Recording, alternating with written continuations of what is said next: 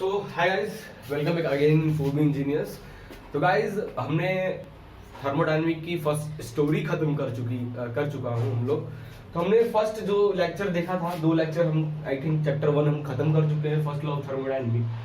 तो थोड़ा सा ब्रीफ दूंगा, उसके बाद हम स्टार्ट करेंगे यहाँ पे। और ये भी 2 लेक्चर में सेकेंड लॉ ऑफ थर्मोडायनेमिक है और इसको भी हम 2 लेक्चर में खत्म कर लेंगे। एंट्रोपी जिसका लास्ट टॉपिक होगा, क्लियर है।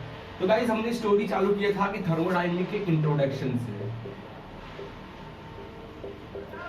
थर्मोडायनेमिक के इंट्रोडक्शन से हमने स्टोरी चालू किया था। आई थिंक बैकग्राउंड बहुत ज्यादा दिक्कत कर रहा होगा आप लोग को। ओके ना, अभी आई थिंक ठीक होगा, लेकिन ये साउंड आएगा यार, थोड़ा सा काम वाम चल रहा बगल में।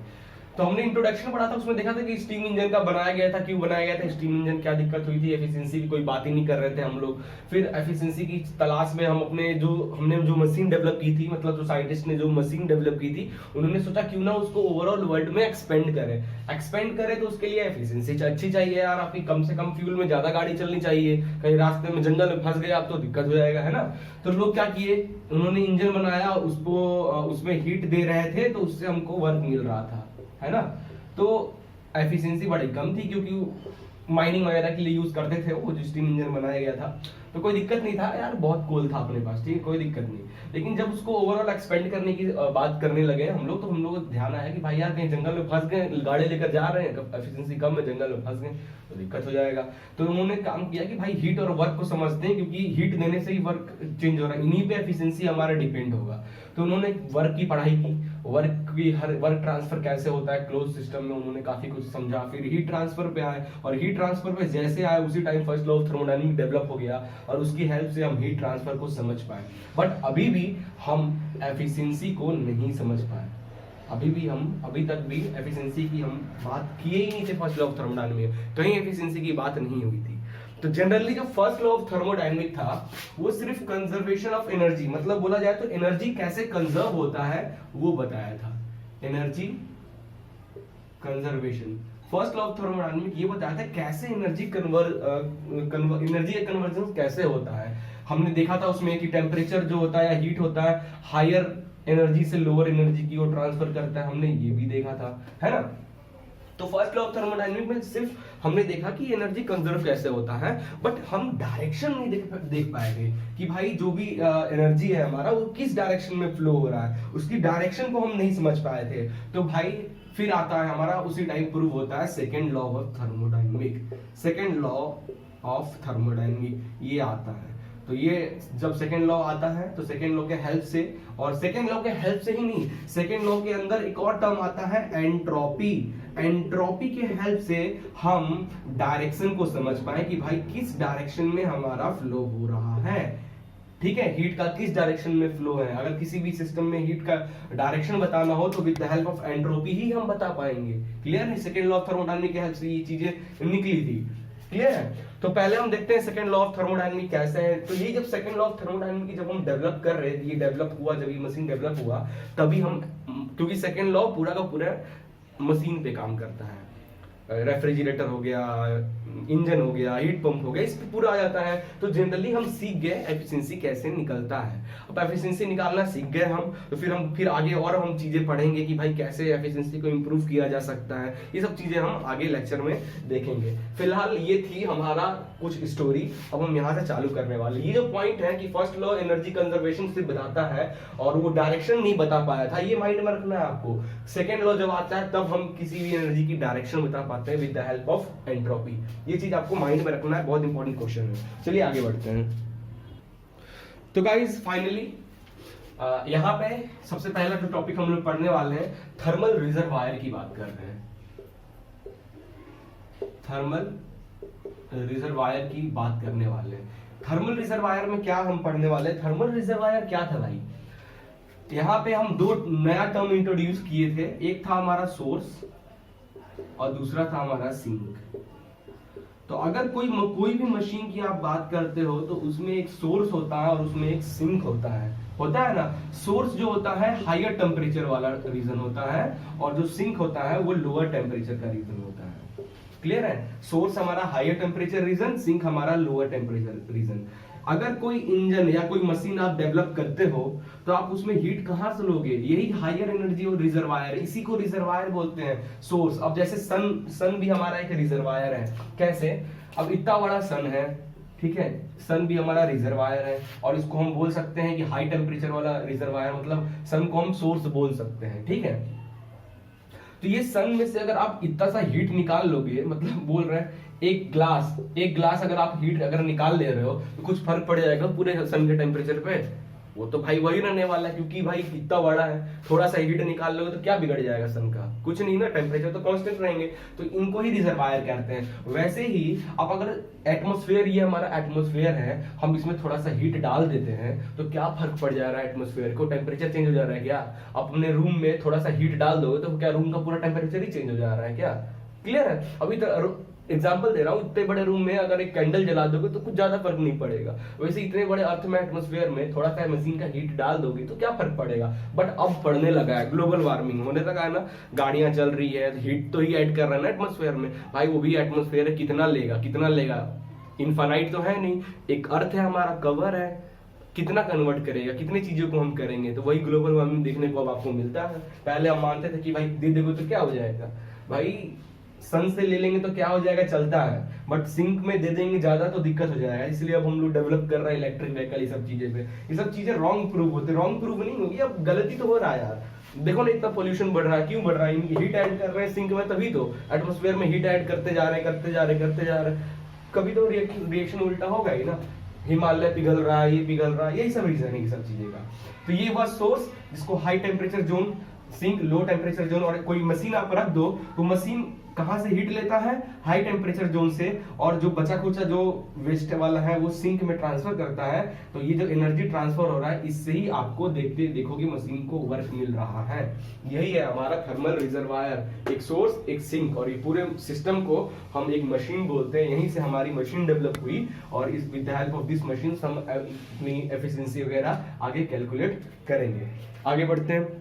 यहाँ पे एक चीज और देखो, अब यहाँ पे जो बहुत इंपॉर्टेंट पॉइंट डिस्कस कर रहे हैं, इसको ध्यान में रखना।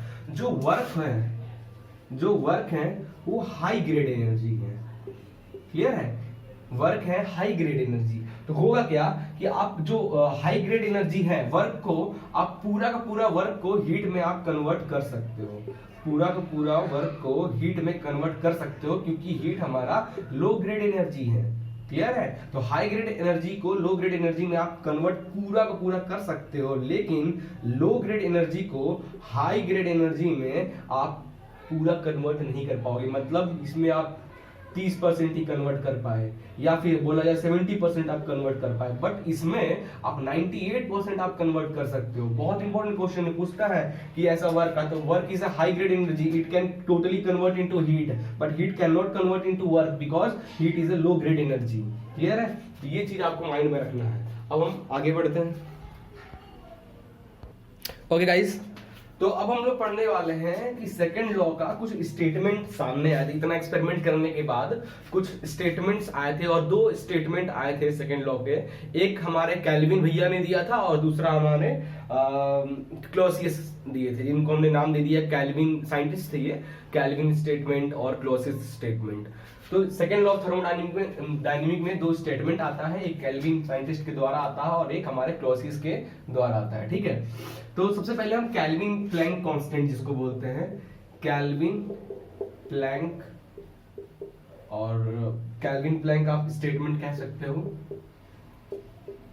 स्टेटमेंट। इनका कहना यह था, बस सुनो, मैं यहाँ पे लिख के टाइम वेस्ट नहीं करूंगा। इनका कहना यह था कि ऐसी कोई भी मशीन नहीं बन सकती, इम्पॉसिबल है ऐसी कोई मशीन बनाना जो कि आप सोर्स से हीट को आप लो किसी मशीन में और उससे पूरा का पूरा वर्क ट्रांसफर कर दो। ऐसी मशीन पॉसिबल ही नहीं है बनाना। मतलब 100% हीट आप जब किसी मशीन को दोगे तो इससे 100% वर्क मिलेगा, ऐसी कोई मशीन। तो कैल्विन प्लैंक ने वही स्टेटमेंट दिया था कि ऐसा पॉसिबल ही नहीं है, और इसी को हम लोग कहते हैं परपेचुअल मोशन मशीन 2। इसी को कहते हैं परपेचुअल मोशन मशीन 2। ठीक है? तो ये स्टेटमेंट गलत हो गया, और इसी को ठीक करने के लिए उन्होंने क्या बोला कि कुछ ना कुछ लॉसेस होता है जो कि सिंक में जाता है। जो कि सिंक में जाता है। तो ये टेम्परेचर T1, ये टेम्परेचर T2, ये Q1, ये Q2 और ये वर्क डन। क्लियर है? तो अब इसकी भाई अब ये क्या दिख रहा है, ये क्या हो रहा है, ये तो इंजन हो गया, बन गया ना हीट इंजन। तो ये मशीन का नाम क्या हो जाएगा, ये मशीन क्या है कि हीट ले रहा है, वर्क दे रहा है, तो ये हो गया हमारा इंजन। इंजन है ना, हीट इंजन है। अब देखो यहीं पे एफिशिएंसी की डेवलप होती है। देखो ये मशीन है, इस मशीन को मान लो एक सिस्टम मान लो, क्लियर है। अब इसमें देखो हीट आ रहा है और W भी निकल रहा है, Q भी बाहर निकल रहा है, W और Q2 बाहर निकल रहा है। तो हम एक काम करते हैं, इक्विलिब्रियम कंडीशन बनाते हैं, W और Q बाहर निकल रहा है इसलिए प्लस ले लेते हैं, और ये अंदर आ रहा है ये माइनस ले लेते हैं, या फिर माइनस ले लेते हैं और जब उधर जाएगा तो प्लस हो जाएगा। लिख सकते हैं Q1 हमारा अंदर आ रहा है और ये दोनों बाहर जा रहे हैं, तो यहाँ से जो वर्क डन मिलता है Q1 माइनस Q2। क्लियर है? तो ये हमारा वर्क डन निकल गया, इस मशीन की वर्क डन निकल गई। क्लियर है? अब एफिशिएंसी की बात करते हैं, इंजन है। एफिशिएंसी की बात करते हैं तो क्या होता है एफिशिएंसी में, क्या फॉर्मूला बनता है, इनपुट अपॉन आउटपुट। सही है? तो भाई ये बताओ,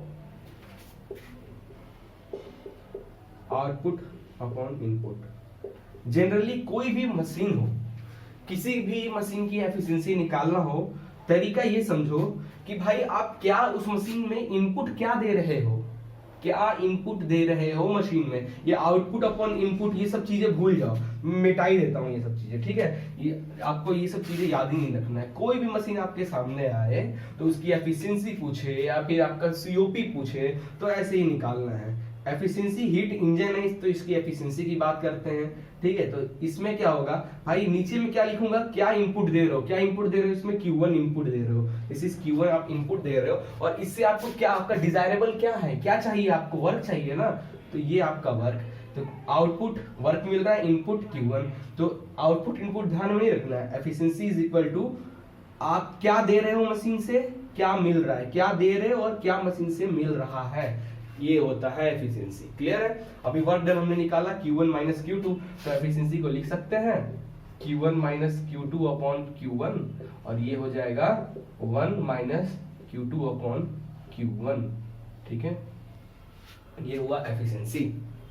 ये हमारा यहीं पे हमने एक टॉपिक पढ़ लिया, हीट इंजन। हीट इंजन को यहीं पे हमने पढ़ लिया। क्लियर है? और एफिशिएंसी को टेम्परेचर के टर्म में भी 1 माइनस ये Q2 है तो T2 अपन Q1 है तो T1 टेम्परेचर के टर्म में भी निकाल सकते हैं। क्यों? ठीक है, क्वेश्चन में Q1 Q2 दिया है तो इसके हेल्प से एफिशिएंसी निकाल सकते हो। Q1 Q2 नहीं दिया लेकिन टेम्परेचर T1 और T2 दिया है तो इसके हेल्प से निकाल सकते हो, फॉर्मूले के हेल्प से। बट मैं आगे बात करूंगा कि ये फॉर्मूला कहाँ से, कैसे हम Q2 और Q1 को T2 T1 में कन्वर्ट कर दिए, ये हम टेम्परेचर स्केल जब बात करेंगे ना तब हम ये चीज देखेंगे। अभी आपको इसको माइंड में रखना है, वैसे आप इसको भी याद कर सकते हो।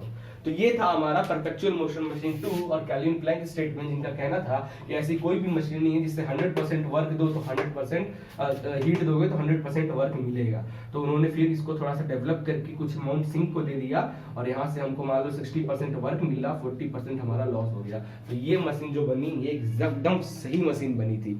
ठीक है, तो अब हम जाके फाइनली एफिशिएंसी निकाल पाए, मशीन की एफिशिएंसी निकाल पाए। क्लियर है? अब ऐसे ही धीरे धीरे हम अलग अलग मशीन की एफिशिएंसी निकालते जाएंगे और हमें जो एफिशिएंसी मिलेगी वो जो पहला जो स्टीम इंजन बना था उससे काफी लाख गुना ज्यादा अच्छा एफिशिएंसी, उस टाइम 5.8 मिल रही थी, अभी 60 70 40 50 मिल जा रहा है। तो लोग क्या कहेंगे, चलो अच्छा है यार, मिल रहा है 40 50 यार, कितना ज्यादा मिल रहा है। तो अपन इसी पे काम धीरे धीरे करते हैं, फिर हम और आगे बढ़ते हैं, फिर हम समझ में आता है नहीं भाई यार हमको और कुछ का फ्यूल की कमी होने लगी। जब हमें पता चलने लगा कि भाई नहीं यार फ्यूल हमारे पास इतना नहीं है, फ्यूल की कमी हो सकती है आगे जाकर, तो फिर हम एफिशिएंसी पे काम करने लगे और नए नए तरीके ढूंढने लगे कैसे इस 60 को 70 80 में कन्वर्ट करें। ठीक है, तो वो सब चीजें बात की बात है। तो अभी फिलहाल ये था, कैल्विन प्लैंक स्टेटमेंट क्लियर हो गया। कैल्विन भैया ने और कुछ बताया था। ठीक है, अब आगे बढ़ते हैं, क्लॉसियस की तरफ चलते हैं। तो क्लॉसियस स्टेटमेंट, तो ये जो क्लॉसियस स्टेटमेंट है भैया सॉरी ये क्लॉसियस बड़े खतरनाक आदमी थे, इन्होंने ही एंट्रोपी का कॉन्सेप्ट दिया था।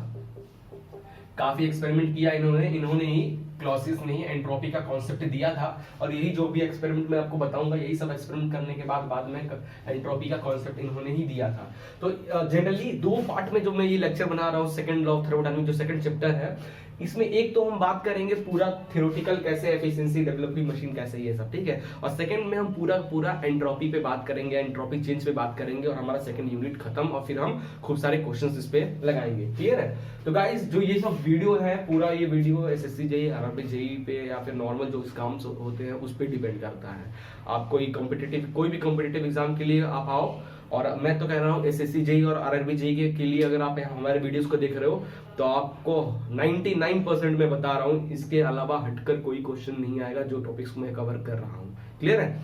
गेट वगैरह की बात कर रहे हो, थोड़ा हाई लेवल एग्जाम हो गया, गेट वगैरह में बताया था कि न्यूमेरिकल ज्यादा आते हैं, 80% न्यूमेरिकल आता है, 20% थ्योरी आता है, और उल्टा हो जाता है हमारा एसएससी आरआरबी जेईई के साथ। तो गेट के लेवल के लिए भी अगर आप ये वीडियो देख रहे हो तो बेसिक कॉन्सेप्ट्स आपको इससे बहुत अच्छे हेल्प मिल जाएंगे, बट और डीप में जानना है तो न्यूमेरिकल चीजों को ज्यादा कैलकुलेट करना है, जो कि मैं यहाँ पे कुछ न्यूमेरिकल चीजों को स्किप कर रहा हूँ, मतलब डेरिवेशंस को स्किप कर रहा हूँ, और डेरिवेशन को समझोगे तो ही आप गेट लेवल की प्रिपरेशन कर पाओगे। तो उसके लिए आपको आई थिंक मैं प्रेफर नहीं करूंगा, बट हाँ एसएससी जेईई आरआरबी जेईई आपका जो कोल इंडिया वगैरह है, बार्क का एग्जाम है, इसके लिए तो मैं 100% बोल रहा हूँ, दिस इज गुड। ठीक है, चलिए आगे बढ़ते हैं। क्लॉसियस, तो क्लॉसियस भैया आए, इन्होंने एंट्रोपी कॉन्सेप्ट बताया, और इन्होंने ही परपेचुअल मोशन मशीन वन की भी बात की। ठीक है, इनका कहना ये था कि अगर ये सोर्स है, क्लियर है, और ये सिंक है, ये सिंक है, और ये अगर कोई मशीन है, अगर सिंक से सोर्स में एनर्जी आपको भेजना है, क्लियर है, सिंक से सोर्स में अगर आपको कोई एनर्जी भेजना है, तो इसको मैं मान लेता हूँ T1 है, इसको मान लेता हूँ, मैंने उल्टा कर दिया, उसमें मैंने T1 ऊपर माना था, और कंफ्यूज नहीं होना है। क्लियर है? तो इनका कहना था कि ऐसी कोई भी मशीन नहीं हो सकती जो कि एनर्जी को नीचे से ऊपर भेज दे विदाउट कोई वर्क के, बिना वर्क लिए एनर्जी को नीचे से ऊपर भेज दे। ऐसा कोई मशीन इम्पॉसिबल है बनाना, उसमें कुछ ना कुछ आपको वर्क देना ही होगा। क्लियर है? तो ये दिया था क्लॉसियस स्टेटमेंट, इन्होंने ये स्टेटमेंट दिया था। क्लियर है? और यही क्लॉसियस ने ये इसी कॉन्सेप्ट को लेते हुए उन्होंने दो चीज की डेवलप कर दी। पहला इन्होंने हीट पंप का भी कॉन्सेप्ट दिया, और दूसरा इन्होंने रेफ्रिजरेटर का भी कॉन्सेप्ट दिया। इसी डायग्राम से मैं दोनों को आपके सामने एक्सप्लेन करने जा रहा हूं, ध्यान से देखना। मैं पहले इसको लिख देता हूं क्या, हीट पंप। क्लियर है? हीट पंप लिख देता हूं। तो अब पहले वर्क, ये सिस्टम है, ये हमारा एक सिस्टम हो गया। अब इस सिस्टम में वर्क आ रहा है और Q1 भी आ रहा है, तो वर्क भी आ रहा है, Q1 भी आ रहा है, और Q2 बाहर जा रहा था, Q2 को हमने दूर कर दिया। तो यहाँ से वर्क जो मिला हमारा Q1 माइनस Q2 मिल गया, ये हमारा वर्क निकल गया। पहला काम आपको ये करना है, कर लिया। अब हीट पंप की, पहले हम हीट पंप की बात करते हैं। तो हीट पंप की बात करें तो एफिशिएंसी निकालना हो तो भाई मैंने क्या बताया था, इनपुट क्या दे रहे हो, वर्क दे रहे हो ना इनपुट, तभी तो मशीन काम कर रहा है, तो वर्क लिख दो नीचे। और ऊपर आपको क्या चाहिए, अगर हीट पंप है तो पंप क्या करता है, पंप क्या करता है, घर में पंप जो लगाया हो क्या करता है, नीचे से पानी लेता है और ऊपर टंकी में डालता है। तो हमारा जरूरत क्या है, टंकी में पानी डालना, मतलब Q2 हमारी जरूरत है यहाँ पे, ये डिजायरेबल है। क्लियर है? तो Q2 अपॉन वर्क, इसको Q2 और वर्क Q1 माइनस Q2, ये हो गई आपकी पंप की एफिशिएंसी। क्लियर है? अब इसी डायग्राम को मैं यहाँ मिटा के इसको कर देता हूँ रेफ्रिजरेटर। अगर ये रेफ्रिजरेटर है तो एफिशिएंसी क्या हो जाएगी, क्या दे रहे हो आप,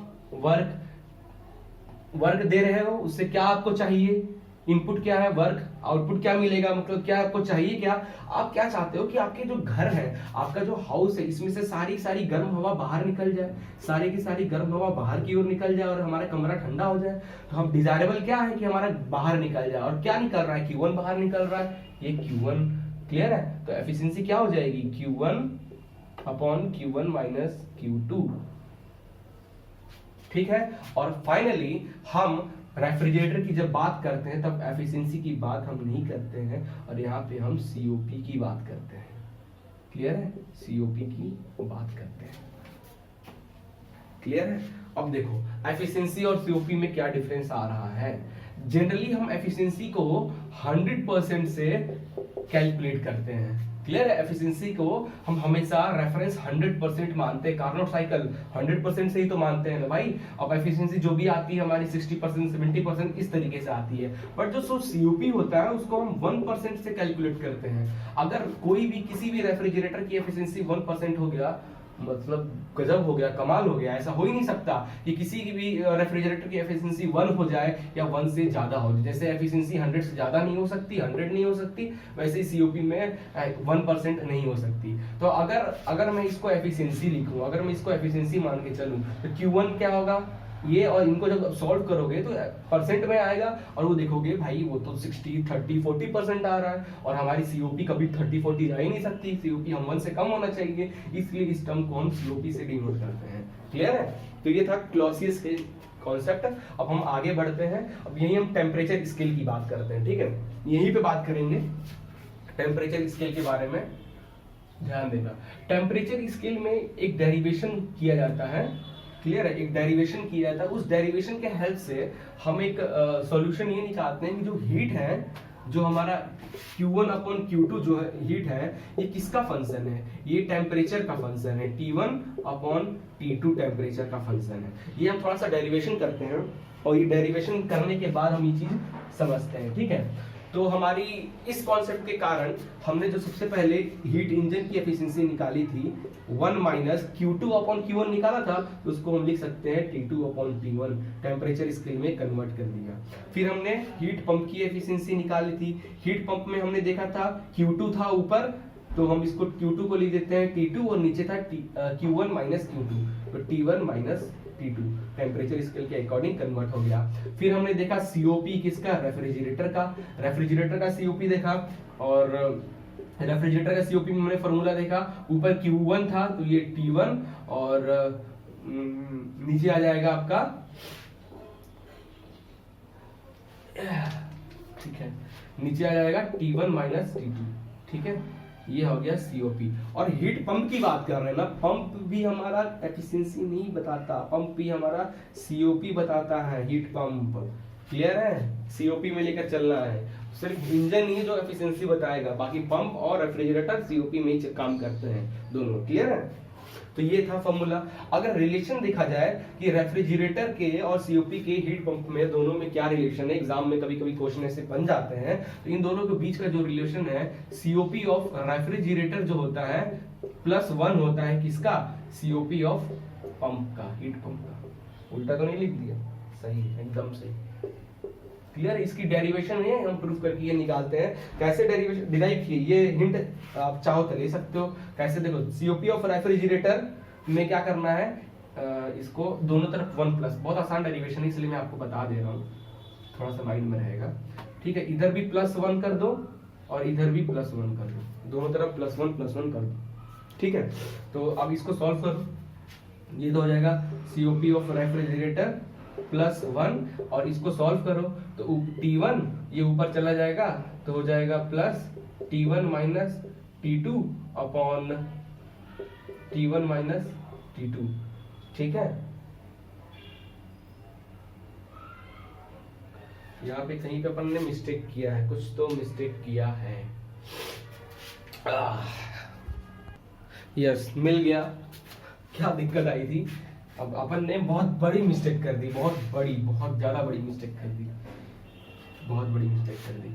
ठीक है, देखो ये था हमने माना था इसको T2, ये था हमारा मशीन, ये था हमारा T1, और ये वर्क हम दे रहे थे, ये Q1 निकल रहा था, ये Q2 जा रहा था। इसका जो इक्वेशन बनाया था तो ये दोनों अंदर आ रहा है, Q1 is equal to Q2, तो वर्क डन क्या हो जाएगा, Q2 ये माइनस Q1, ये बनेगा ना वर्क डन। तो क्या निकलेगा, सीओपी ऑफ हीट पंप क्या निकल जाएगा, सीओपी ऑफ हीट पंप क्या चाहिए हमको, Q2 चाहिए, और क्या दे रहे हैं हम, वर्क दे रहे हैं Q2 माइनस Q1।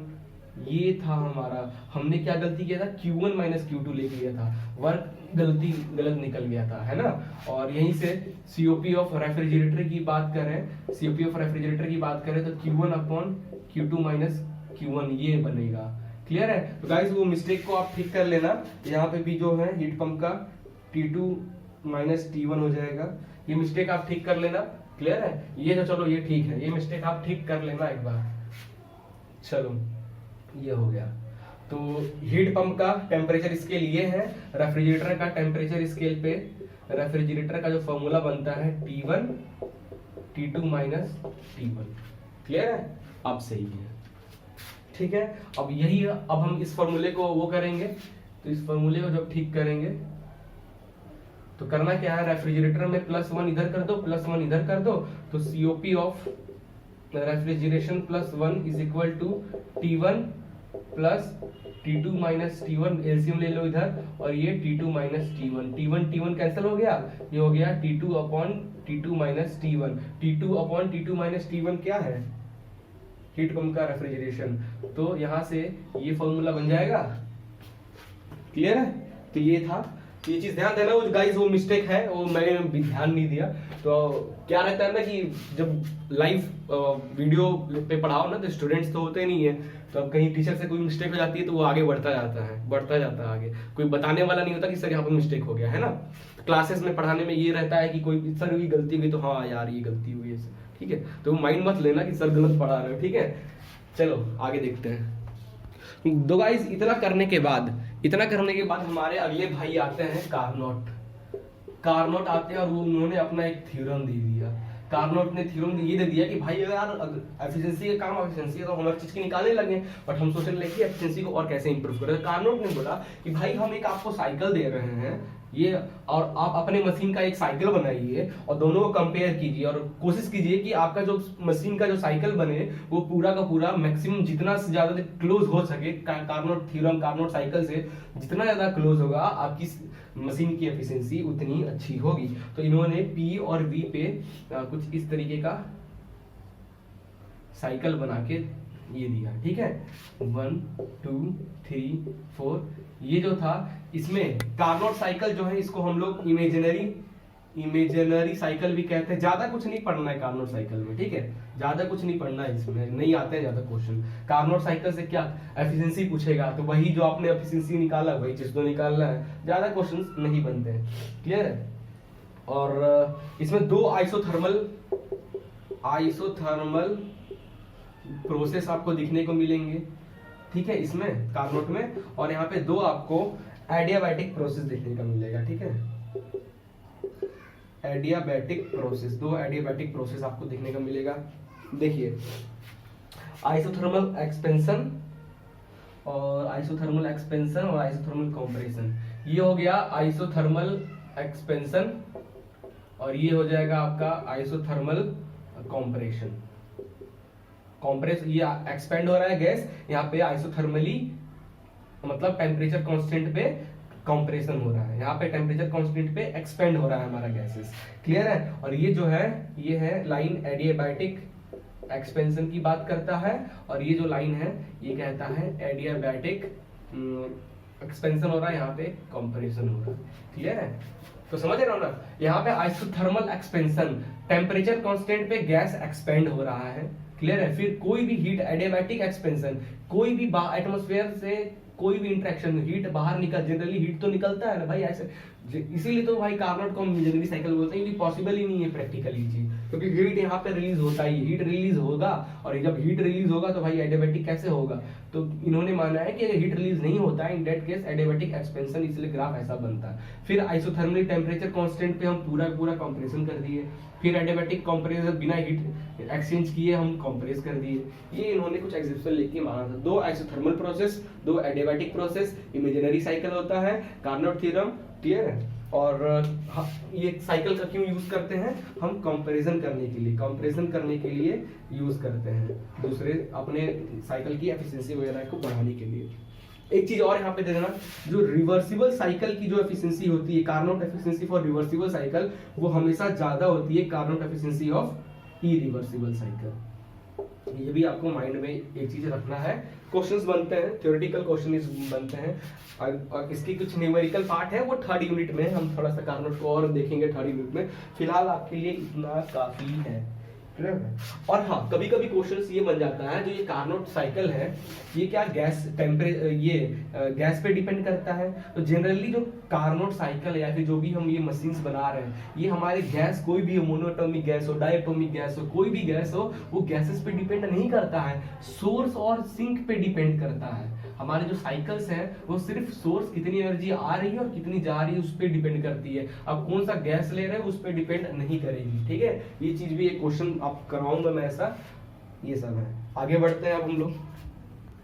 एक चीज और यहाँ पे बताना चाहूंगा, अभी हमने हीट इंजन पढ़ा, हीट इंजन उसका हमने एफिशिएंसी निकाला था Q2/Q1 और टेम्परेचर स्केल में हमने हीट इंजन का एफिशिएंसी निकाला था 1 - T2/T1 निकाला था ना। तो ये जो फॉर्मूला है ना, ये आप कहीं भी यूज कर सकते हो, मतलब अगर प्रोसेस रिवर्सिबल हो रहा है वहां भी यूज कर सकते हो, प्रोसेस अगर इरिवर्सिबल हो रहा है वहां भी यूज कर सकते हो। बट ये जो फॉर्मूला है ये सिर्फ और सिर्फ रिवर्सिबल के लिए ही यूज होता है, रिवर्सिबल साइकिल के लिए ही यूज होता है। क्लियर है, ये माइंड में रखना है।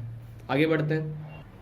सो गाइस, अब हम अगला जो टॉपिक देखने वाले, क्लॉसियस ने जो बताया था कि फर्स्ट इंट्रोड्यूस कराया था एंट्रोपी से, तो क्लॉसियस इनइक्वालिटी के तहत उन्होंने एंट्रोपी का बताया कि cyclic integral of dq/T is less than और इक्वल टू 0। इन्होंने ये एक इक्वेशन दिया था, क्लियर है, ये इक्वेशन दिया था।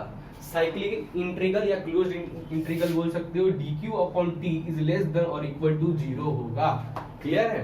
अब देखो जो dq/T है, cyclic integral of dq/T is less than 0 कब होगा, और dq/T cyclic integral of dq/T equal to 0 कब होगा। ये बहुत इंपॉर्टेंट चीज है, ठीक है। तो dq/T जब 0 से कम आएगी इसकी वैल्यू, मतलब ये साइकिल जो है इरिवर्सिबल साइकिल है। साइकिल कैसी है, इरिवर्सिबल टाइप की साइकिल है। और dq/T की वैल्यू अगर 0 आ जाती है तो साइकिल कैसी है, रिवर्सिबल साइकिल है, क्लियर है, साइकिल रिवर्सिबल है। तो ये आपको दो चीज याद रखना है। क्लॉसियस इनइक्वालिटी बहुत इंपॉर्टेंट है गाइस, बहुत इंपॉर्टेंट। अगर कई क्वेश्चन बन जाता है कुछ, आपको मैं मतलब एक बहुत आसान मेथड दे दिया, किसी भी चीज, किसी भी जो क्वेश्चंस आपको आएंगे ना, न्यूमेरिकल क्वेश्चन आएंगे कि भाई ऐसा दे दिया टेम्परेचर वाला, यहाँ पे इंजन दे दिया, ऐसे हीट आ रहा है, ऐसे हीट निकल रहा है, बताओ भैया टेम्परेचर कितना है, इसकी एफिशिएंसी कितना है। तो ये जो क्लॉसियस इनइक्वालिटी ने जो ये थ्योरम दिया है बड़ा जबरदस्त दिया यार। इसके हेल्प से आप बड़ी आसानी से ये सब क्वेश्चन को सॉल्व कर सकते हो। कैसे, जैसे क्वेश्चन में आपको एक एग्जांपल दे रहा हूँ, जैसे ये है, मान लीजिए यहाँ से Q1 निकल रहा है, इसका टेम्परेचर T1 है, यहाँ का टेम्परेचर T2 है, ये Q2 यहाँ से निकल रहा है, और इसका टेम्परेचर है T3 और ये Q3 यहाँ पे आ रहा है। तो इनको with the help of Clausius आप डायरेक्ट एक इक्वेशन बना सकते हैं। कैसे, dq/T है ना, तो आप लिख सकते हैं कि Q1 से T1 रिलेट है ना, Q1/T1 is equal to Q2 T2 से आ रहा है, तो Q2/T2 is equal to Q3 T3 है Q3/T3। तो आपको इनमें से मान लीजिए इन दोनों की वैल्यू दी हुई है, और इसमें इसकी वैल्यू दी है और इसमें इसकी वैल्यू दी है, ये कैलकुलेट करो, ये कैलकुलेट करो। तो इन दोनों को रिलेट करके आप ये कैलकुलेट कर सकते हो, इन दोनों को रिलेट करके T3 कैलकुलेट कर सकते हो। तो बड़ा आसान कर दिया इन्होंने क्लॉसियस वालों ने, मतलब साइंटिस्ट में, ठीक है। तो ये दो चीज आपको माइंड में रखना है गाइस। नेक्स्ट लेक्चर में हम सिर्फ और सिर्फ एंट्रोपी के बारे में पढ़ेंगे। यहीं से क्लॉसियस के इसी को और एक्सपेरिमेंट करते करते उन्होंने इसी इक्वेशन को एंट्रोपी से रिलेट करा दिया, और वो कामयाब हो गए उस चीज में, क्लियर है, बहुत कामयाब हुए, काम कर गया उनका, क्लियर है। ये चीज आपको माइंड में रखना है। इरिवर्सिबल साइकिल के लिए dq/T लेस देन 0 होता है, रिवर्सिबल साइकिल के लिए dq/T 0 के इक्वल होता है। क्वेश्चंस बनते हैं, हर जगह क्वेश्चंस ये बनते हैं। और जैसे कि मैंने आपको बताया भी था कि जो रिवर्सिबल साइकिल की एफिशिएंसी होती है वो ज्यादा होती है इरिवर्सिबल साइकिल की। मैं कोशिश कर रहा हूँ गाइस हर एक छोटी चीज आपको बता दूं, ताकि क्योंकि वही जो छोटी छोटी चीजें होती है ना, वही आपकी एग्जाम्स में आपको फंसाती है, क्लियर है, ओके। आगे बढ़ते हैं और इस लेक्चर को खत्म करते करते गाइस एक छोटा सा क्वेश्चन लगा लेते हैं, कि जैसे कि मैंने ये बताया ना हिंट करके, ऐसा एक क्वेश्चन लगा लेते हैं ताकि हम बड़ा आसानी तरीके से इसको समझ सके कि कैसे क्या है। वैसे तो क्वेश्चन हम बहुत लगवाएंगे, आपको बहुत क्वेश्चन करवाएंगे, बट एक क्वेश्चन हम लगाते हैं और उस क्वेश्चन को हम इस मेथड से ना सॉल्व करके हम जो जनरल मेथड जो होता है उससे सॉल्व करके बताएंगे, और इस मेथड से भी सॉल्व करके एक क्वेश्चन आपको यहाँ पे हम बताने वाले हैं। देखो गाइस, ये क्वेश्चन ध्यान से देखो। क्वेश्चन ये कह रहा था कि भाई एक इंजन है, उस इंजन में हम वो इंजन जो है दो टेम्परेचर पे काम कर रहा है, एक 873 केल्विन पे काम कर रहा है और एक 313 केल्विन पे काम कर रहा है। और जो इंजन है उस इंजन में Q1 amount of heat add होता है 2100 किलो जूल का, तो उससे जो वर्क डन निकलता है वही वर्क डन को हम यूज करते हैं एज रेफ्रिजरेटर में। और रेफ्रिजरेटर का जो टेम्परेचर डिफरेंस जो है 313 केल्विन है और 255 केल्विन है। क्लियर है? तो रेफ्रिजरेटर के लिए यूज कर, रेफ्रिजरेटर काम क्या है, नीचे से हीट निकालकर ऊपर फेंकना, तो Q3 निकला, Q4 गया। क्लियर है? बट जो एनर्जी यहाँ से निकल रही है, इंजन से जो एनर्जी निकल रही है और जो उस पे जा रही है, उनके बीच में एक वर्क W नेट जो हमें एक आउटपुट मिल रहा है, वो मिल रहा है 370 किलो जूल। आउटपुट भी ले रहे हैं, मतलब कुछ अमाउंट हम आउटपुट निकाल ले रहे हैं और कुछ अमाउंट हम अपने रेफ्रिजरेटर में भेज दे रहे हैं। तो बताओ हमको कि जो हमारा कूलिंग इफेक्ट हो रहा है, मतलब Q3 की वैल्यू क्या होगी, कितनी कूलिंग इफेक्ट हो रही है, ये निकालना है। बहुत अच्छा क्वेश्चन है ये। क्वेश्चन जो वैल्यू है ना ये गाइस, ये डिग्री सेल्सियस में दिया था, मैंने उसको केल्विन में चेंज कर लिया। ठीक है? जैसे ये दिया था मेरा 40 डिग्री सेल्सियस, ठीक है, तो मैंने उसको 273 से प्लस करके 3 केल्विन में कन्वर्ट कर लिया। मैंने कहा शुरू में भी थर्मोडायनेमिक, अगर आपका एक भी क्वेश्चन थर्मोडायनेमिक से मिला तो आंख बंद करके तुरंत क्वेश्चन को केल्विन में कन्वर्ट कर लेना है डिग्री को। ठीक है? आइए देखते हैं कैसे करेंगे गाइस। सबसे पहले एक काम करते हैं, हमारे पास टेम्परेचर डिफरेंस तो है, तो हम सीओपी ऑफ रेफ्रिजरेटर बड़ा आसानी से निकाल सकते हैं। कैसे? टेम्परेचर डिफरेंस की हेल्प से। क्या होगा सीओपी रेफ्रिजरेटर का वर्क? देखो W2, सबसे पहले इसका ये भी अंदर आ रहा है, ये भी अंदर आ रहा है, ये बाहर आ रहा है। W2 plus Q3 is equal to Q4 और W2 is equal to Q4 minus Q3।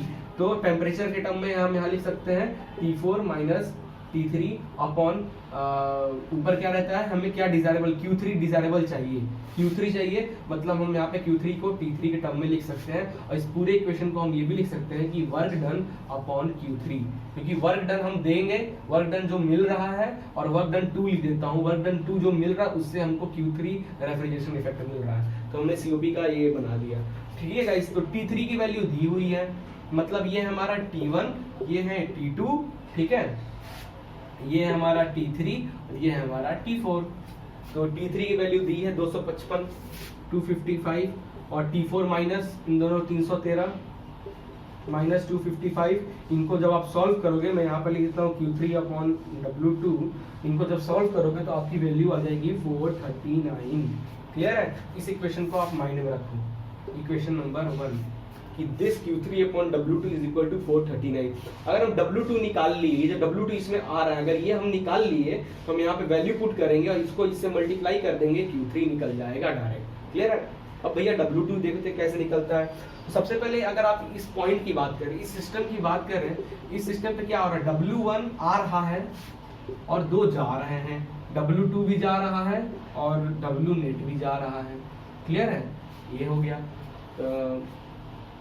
तो यहाँ से W2 को हम एक तरफ कर लेते हैं, तो क्या हो जाएगा, W1 माइनस W नेट हो जाएगा। Okay, W2 is equal to W1 ये, तो यहाँ पे कैसे निकालें, इसकी एफिशिएंसी आप निकाल सकते हो टेम्परेचर वाले हेल्प से, निकाल सकते हो एनर्जी या वर्क डन निकाल सकते हो, कितना वर्क डन निकल रहा है, कैसे निकालोगे? देखो वर्क डन सेम फॉर्मूला हम इसके लिए भी यही यूज करेंगे, ध्यान से देखना। फिर मैं उसको मिटा दूंगा क्योंकि स्पेस कम है। तो देखो क्या लिख सकता हूँ, एफिशिएंसी ऑफ इंजन है ना, इंजन का is equal to work done हमको चाहिए, सॉरी वर्क डन हमको चाहिए, और क्यों चाहिए, जब हीट क्या कर रहे हो, हीट को ऐड कर रहे हो, Q1 हीट ऐड कर रहे हो तो उससे वर्क डन हमको मिल रहा है। क्लियर है? यही चाहिए ना इंजन में। तो इसको टेम्परेचर के फॉर्म में कैसे लिखते थे हम लोग, W1 का मतलब क्या हुआ यहाँ पे, W1 का मतलब क्या हुआ, इसको देखो, इसको सिस्टम मान लो। क्लियर है? ये दोनों बाहर निकल रहे हैं, ये अंदर आ रहा है, W1 हो जाएगा Q1 minus Q2 upon Q1, और इसको हम टेम्परेचर के टर्म में लिख सकते हैं T1 minus T2 upon T1। T1 है, T2 है, वैल्यू पुट करो तो आपका W1 अपॉन Q1 की वैल्यू है 2100, Q1 की वैल्यू है 2100 इज इक्वल टू, इनको सॉल्व करोगे तो आपकी जो वैल्यू आएगी कुछ इस तरीके से आएगी, 1 माइनस 313 अपॉन 600। ठीक है, और इनको सॉल्व करोगे तो यहाँ से आपको W1 की वैल्यू मिल जाएगी, और जो W1 की जो वैल्यू आती है वो आएगी 1347.1। ठीक है, 0.1। ये W1 की वैल्यू आ गई, यहाँ पे पुट कर दो 1347.1 माइनस W नेट यहाँ पे 350 370 दिया हुआ है, यहाँ से आपकी WT मिल गई और WT यहाँ से आपको मिल जाएगी 439, WT मिल जाएगी 977.1 किलो जूल। क्लियर है? अब इस W2 को यहाँ पे पुट करो और इस W2 को इस मल्टीप्लाई कर दो तो यहाँ से आपको मिल जाएगा क्या, Q3 is equal to 977.1 into this value 439, यहाँ से Q3 की वैल्यू आपको निकल के आती है 4295 किलो जूल। आसान था, इस तरीके से क्वेश्चन ये सॉल्व हुआ। तो गाइस इस क्वेश्चन को देखो, बहुत जबरदस्त क्वेश्चन है। 100 केल्विन इसका टेम्परेचर है, इस ये सोर्स का, और दो सिंक है, एक 300 केल्विन का, एक 500 केल्विन का है। वर्क जो मशीन से मिल रहा है 1000 किलो जूल मिल रहा है, क्यू है 500 किलो जूल। मशीन का हमको पता नहीं क्या है, और हमको इसमें कितना हीट आ रहा है और इसमें कितना हीट आ रहा है या फिर जा रहा है, जो भी वो निकालना है, मतलब यहाँ की हीट हमको निकालनी है। तो देखो भाई, हमको यहाँ की हीट पता नहीं कि भाई क्या है, तो कोई भी डायरेक्शन एज्यूम कर लो। मान लो मैंने इसको बोल दिया इस डायरेक्शन की, सिंक की ओर जा रहा है, इसको मैंने बोल दिया QB और इसको मैंने बोल दिया QC। मैंने एज्यूम कर लिया डायरेक्शन अपने से डायरेक्शन एज्यूम करके इसको सिस्टम मान लो और इस चारों के हेल्प से फॉर्मूला बनाओ। क्या बनेगा फॉर्मूला? देखो ध्यान से, जो QA आ रहा है बाकी सब जा रहे हैं, तो QA सिर्फ आ रहा है बाकी सब जा रहा है, W plus QB plus QC यहाँ पे। ठीक है, ध्यान से देखो, QA और W की वैल्यू दी हुई है, QA W की वैल्यू दी है, तो इन दोनों की वैल्यू पुट करके इक्वेशन को सॉल्व करोगे तो आपका आ जाएगा QB plus QC is equal to 4000। ठीक है, दिस इज इक्वेशन नंबर 1, यहाँ से आपको मिल गया। अब with the help of Clausius, क्योंकि मशीन हमको पता नहीं, डायरेक्शन को पता नहीं, तो मशीन के तो हम क्लॉसियस इनइक्वालिटी का फॉर्मूले का यूज कर सकते हैं कि dQ/T वाला। ठीक है, ये वाला फॉर्मूला का यूज कर सकते हैं, और इस फॉर्मूले के हेल्प से, और क्वेश्चन में आपको बोला है कि it is a type of reversible cycle, question में बोला है, मतलब ये 0 को इक्वल है। रिवर्सिबल का यही फॉर्मूला है ना, तो रिवर्सिबल साइकिल। तो इस फॉर्मूले के हेल्प से फिर से मैंने इसको सिस्टम माना, और QA अंदर की ओर आ रहा है, बाकी दो बाहर जा रहे हैं, तो मैं क्या करूंगा, QA upon this temperature, QA upon this 1000 temperature, बाकी दो बाहर जा रहे हैं तो इक्वल टू बाहर लिखूं, चाहे उसको इधर करके माइनस में कर दूं, QB और this temperature 300 kelvin minus QC upon 500 kelvin is equal to 0। इनको आप थोड़ा सॉल्व करो, क्योंकि आप ध्यान दोगे QA की वैल्यू आपके पास है, QB और QC की वैल्यू नहीं है। एक इक्वेशन तो यहाँ से बन गया, यहाँ QA की वैल्यू पुट करो, यहाँ से भी आपको एक इक्वेशन बन के आएगा, और ये जो इक्वेशन बनकर आएगा, इनको कैसे सॉल्व करना है, एलसीएम ले लो और फिर इसको ट्रांसफर कर दो, 0 हो जाएगा, और वैल्यू को नॉर्मल इक्वेशन में सॉल्व कर लो आराम से। 5QB plus 3QC is equal to 6000। Clear है? ये बना, ये हमारा दूसरा इक्वेशन बन गया। तो इस इक्वेशन को जब सॉल्व करोगे तो आपकी वैल्यू मिलेगी, QB की जो वैल्यू मिलेगी वो मिलेगी -2250 किलो जूल। ठीक है, किलो जूल में है ना, किलो जूल। और QC की जो वैल्यू मिलेगी वो मिलेगी आपको 6250 किलो जूल। अब जो ये माइनस में वैल्यू आया, इसका मतलब पता क्या है, मतलब QB का डायरेक्शन हमने गलत लिया है। तो कुछ नहीं करना है, इसको मिटाओ ऐसे और इस डायरेक्शन को अपोजिट कर दो, और बट आंसर में ये लिखना। ठीक है, हो गया QB। ये क्वेश्चन था, आसान था ना। तो ये हमारा सेकेंड लॉ का फर्स्ट टॉपिक पूरा खत्म हो गया। सेकेंड टॉपिक में हम एंट्रोपी और एंट्रोपी चेंज को समझेंगे, और हमारा 2 यूनिट खत्म थर्मोडायनामिक का। फिर क्वेश्चन हम देखेंगे। मिलते हैं नेक्स्ट वीडियो में गाइस।